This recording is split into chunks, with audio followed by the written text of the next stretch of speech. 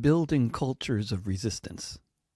A culture of resistance can be built, and it can also be methodically dismantled and sabotaged. You can find this in both podcast and written forms on Substack, on Patreon, and at davidrovics.com/thisweek. Recent weeks have provided a lot of illustrations around the world of effective, massive-scale, sustained organizing in many cases, and in other cases, a few small protests that then sputter out, evolving into very small, isolated actions carried out by the dedicated few who just feel they must bear witness to the carnage in some symbolic way, at least. Personally, I relate to and appreciate almost all the actions I hear about, including armed resistance to a genocidal occupation, including taking over the streets of London or any number of other cities around the world with hundreds of thousands of protesters, including actions to disrupt the flow of arms, or dropping a banner at a local highway overpass or in a local shopping mall to remind people there is a genocide underway that their government is supporting to one degree or another. My personal affection for almost all forms of resistance aside, however, for so much of the rest of humanity, what kinds of efforts are going into building what kind of movement really matters. While there's never any guarantee that even the most inclusive, exciting, and well-organized social movement will change history, given the other forces involved with shaping history, such as the billionaires, their propaganda machines, and their imperial armies, those social movements that have changed history have shared characteristics around the world that are vitally important to understand. According to my reading of the history of social movements, a reading amplified dramatically by my own direct experiences with social movements in many different countries over the course of my lifetime, there are fairly clear patterns in terms of what kinds of efforts and tactics tend towards building and success, and which ones tend towards ineffectiveness and failure. Successful movements, or at least movements that successfully alter the parameters of policies and change the nature of the discussion around them, are movements that have managed, despite all the opposition, to win a whole lot of hearts and minds over to the cause. And the movements that do this are not only big, well-organized, and well-resourced, but they are fundamentally inclusive, forward-looking, and deeply engaged in the project of fostering a culture of resistance in so many ways. Among the more profoundly unsuccessful social movements have been ones based on appealing to the public largely around notions of guilt, atonement, moral outrage, and other negative emotions that focus on the failure of the mainstream culture of a society to understand or respond to a terrible situation, such as a genocidal war being waged in their name, for example, which happens regularly in the course of U.S. and European history and beyond, and is not new, as impossibly horrendous as it is. While criticizing the failures of a society, blaming and shaming the mainstream of a society for its many failures as a culture to rise to the occasion of genocide or whatever other occasion it's failing to rise to, may on some level make a lot of sense, as a tactic it tends to be counterproductive and in fact basically the opposite of the kind of orientation and organizing efforts that do build movements. People who have read much of what I've written will be aware that this is a theme I've explored frequently and at length. What inspired thoughts on the subject in this current historical moment was a conversation I had last night with a Palestinian friend who was lamenting various aspects of the tactic of protesting Christmas in solidarity with Gaza. While Saed and I both shared the sentiment that celebrating the holidays while other people who might like to do that are busy having their homes destroyed by bombs is in very bad taste, we agreed that what's desperately needed is the building of a culture of resistance that is standing for something beautiful and positive, such as peace and coexistence, such as a people, a culture, a community with history and with brilliant poetry and musical traditions that can all be viscerally and deeply appreciated through the effective dissemination of a narrative and a culture. Movements that grow are ones that form exciting, inclusive communities that you not only want to be working with because it's the right thing to do, but you want to be part of because the movement is also the most vibrant center of not only resistance, but culture as well. This is where the intellectuals, musicians, artists, playwrights, visionaries, and those who love the preciousness of life the most are spending their time. These are the people you want to be around anyway, and where you'll find them is at the heart of this movement. Those are the movements I've seen that grow, and are capable of sustaining themselves in the long term when they get like that. A prime example of such a movement, now and historically, has been the movement for a free Palestine, particularly within historic Palestine, as well as in the Palestinian diaspora throughout the Arab world and beyond. As vital as any other form of resistance to subjugation and occupation for Palestinians historically has been keeping alive Palestinian culture and identity. As important for the Israeli occupiers as any other method of disenfranchising and oppressing Palestinians has been the efforts to erase Palestinian culture from the face of the earth in so many different ways, including by assassinating Palestinian writers, artists, and journalists on a regular basis in covert operations in many different countries. When they don't face the consequence of death, they face Israeli efforts to censor their work on every possible level, often involving the overt cooperation of the Western media and tech platforms. Despite so many efforts at suppressing the voices of Palestinians and their supporters in so much of the world, with the rise of the internet and news and information platforms like Al Mayadeen TV and platforms like Al Jazeera broadcasting in English as well as Arabic, a lot more people in the world have had easier access to a different narrative than the Israeli one promoted by most Western media and leaders. This has obviously been very distressing to Israeli and U.S. leaders, as evidenced by the many intentional killings of journalists and missile strikes carried out by both the U.S. and Israeli forces against known locations where Al Jazeera was operating or where Al Jazeera journalists or family members lived, most recently a few weeks ago, or in the case of Al Mayadeen reporters, a few days ago. What these platforms have done with their ability to put forward a narrative that gets to be heard by billions of people around the world has involved regularly featuring voices that are rarely heard in the mainstream Western media, including, of course, lots of Palestinian and other Arab writers, commentators, reporters, and artists, but many from the Western countries who aren't used to appearing on such massive platforms in their home countries, like, for example, me, or the great London-based hip-hop artist Low Key. Supporters of Israel in the UK are constantly trying to get his gigs cancelled and get him kicked off of various platforms for his popularity and eloquence in speaking out against Israeli atrocities in support of the Palestinian people.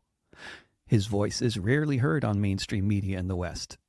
But if people in London want to hear their favorite hip-hop performer, they can most easily catch him for free performing at one of the recent marches there, or being interviewed on Al Jazeera about it. Al Mayadeen has interviewed me on a number of occasions, most recently last Saturday, and their interest each time, sensibly enough, is the same. Each time involves me having written recent songs about recent events in Palestine, and their interest is in discussing the role of music and culture in standing up against Israeli hegemony and countering Israeli lies. Each time, I talk about the importance of framing reality in ways that might be accessible and even familiar to people in different settings, using universally accessible themes and speaking in the language of your listeners, literally and more broadly. If they didn't agree with me on these points, they wouldn't have an English language version of their website, but of course they do. And they wouldn't keep on having me back on their evening news programs, but they do. If you examine other struggles between occupying armies and subjugated peoples, where those subjugated people have managed to maintain an ongoing militant opposition to the status quo of occupation, such as in that place they call Northern Ireland, it's the same. Keeping the culture alive within that culture of resistance has always been seen as crucial, just as banning and otherwise destroying all expressions of this culture was such a high priority for the British Empire for so many centuries. For exactly the same sorts of reasons, in most of the U.S. for much of the history of this slavery-based empire, drumming among the enslaved was illegal. This is why clapping instead became a popular alternative in the black church centuries ago. In terms of somewhat more recent U.S. social movement history, the impact of the culture of resistance that became established in large parts of society in the course of the 1960s and 70s would be hard to overstate. In so many ways, we have spent the rest of history since then overcoming the impact of those times. One form this has taken has been decades of dismissing and deriding the utopian ridiculousness of those who became known to the mainstream media as the hippies, with their obsession with what the media dubbed sex, drugs, and rock and roll. On one level, It's an easy movement to dismiss. To the extent that the genocidal American war in Southeast Asia went on throughout the existence of the anti-war movements in the U.S. and other countries, killing millions of civilians in Vietnam, Laos, and Cambodia, the opposition movements clearly did not succeed in stopping this terrible, terrible series of wars. On the other hand, the movement was so successful, along with the Vietnamese resistance itself, in deflating the martial spirit within the ranks of the conscripted American soldiers, that the Vietnam syndrome that resulted from this whole historical episode kept the U.S. from sending significant numbers of troops to invade any other countries for more than 2 decades after that war ended, which is a long time by U.S. imperial standards. The loss of interest in fighting patriotic wars of aggression that swept the ranks of the warriors and so much of society more broadly was accomplished not only by the horrors of the war itself, but in no small part by the movement which was agitating with coffeehouses at every military base in the country and in many other countries, with popular underground newspapers that were widely circulated, with huge free festivals featuring the groundbreaking musical and theatrical culture that this movement so actively produced. Forms of music that would soon become globally popular. Mainstream media depictions of this movement focused on isolated incidents of an American soldier returning from Vietnam and being called a baby killer. As with Israel's current genocidal war on the Palestinian people, massacring whole villages, including children and babies, was a regular practice. However, what characterized the anti-war movement, rather than the occasional such outburst at a returning veteran, was the inclusive nature of the movement, specifically towards returning veterans and anyone else who wanted to join. Quite literally, making love and playing music and smoking weed and a whole lot of other common practices within the movement were overall far more attractive an option than going to the jungle and killing people. It was not a choice between being in the U.S. and getting yelled at or going to Vietnam and dropping napalm on villages. The domestic options were far more exciting than just getting yelled at. And what, in fact, transpired instead in veterans of the American war in Vietnam were so welcomed into the ranks of the anti-war movement that they became its backbone. If we take a look at some of the basic precepts involved with successful cultures of resistance, let's also consider how those trying to prevent the development of such a movement might respond to each of these things. Inclusivity might be the most fundamental of all precepts. You'll often hear people communicating the message in so many ways that the movement for the liberation of the people of Palestine is not just a Muslim movement, even if the majority of the Palestinian population is of Muslim background.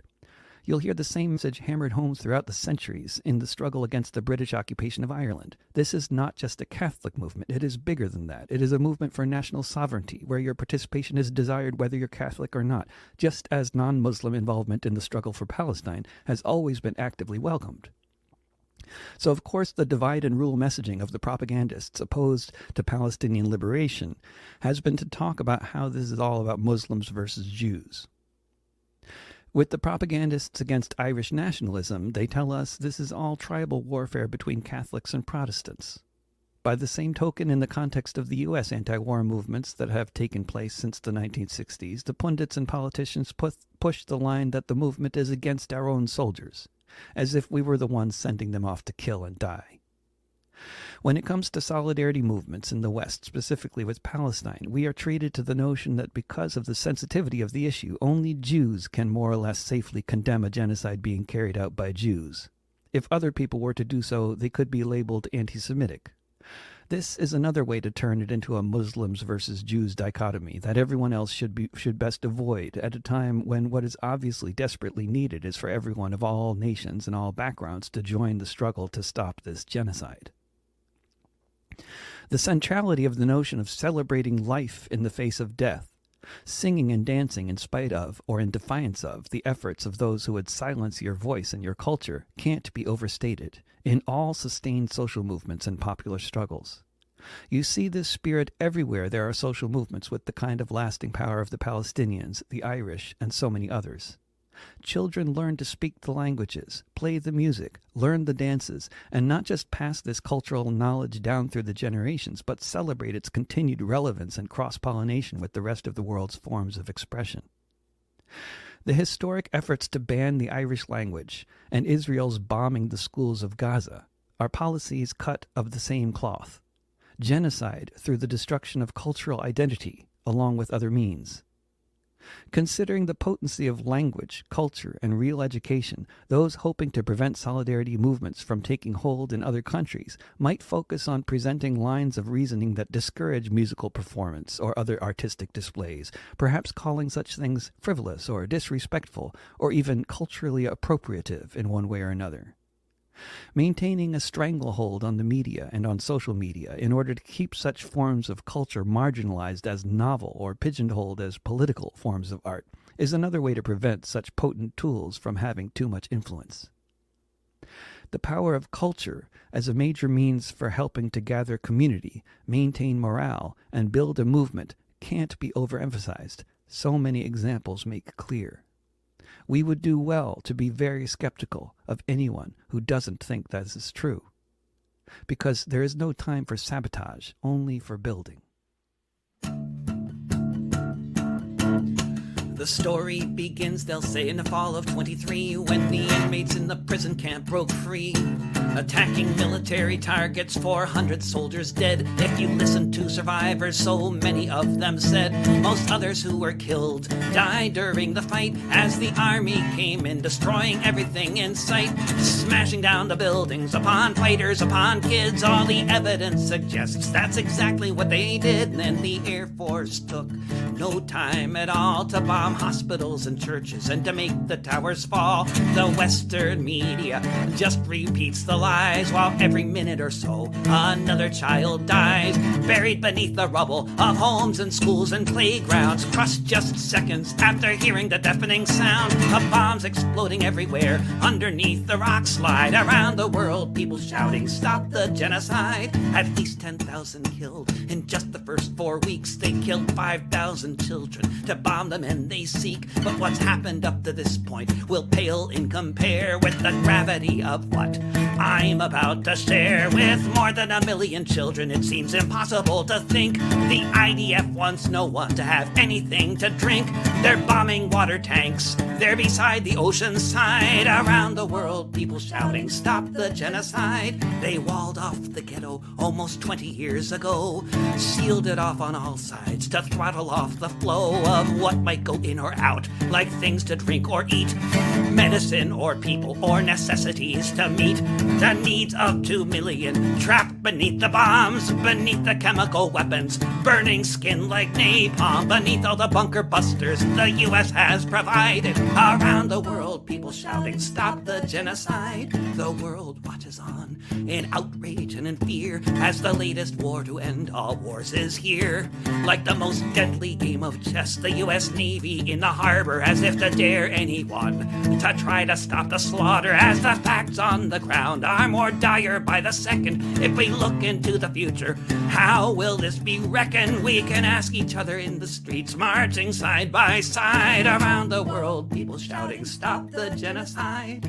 All of those who wondered, what would I have done last time there was such a Holocaust as this one, are faced with the dilemma that's bursting at the seam. How to stop the madness of this Israeli regime? How to stop the killing before everybody dies? While there are any parents left to hear the cries of their children in the rubble just before they died. Around the world, people shouting, "Stop the genocide!"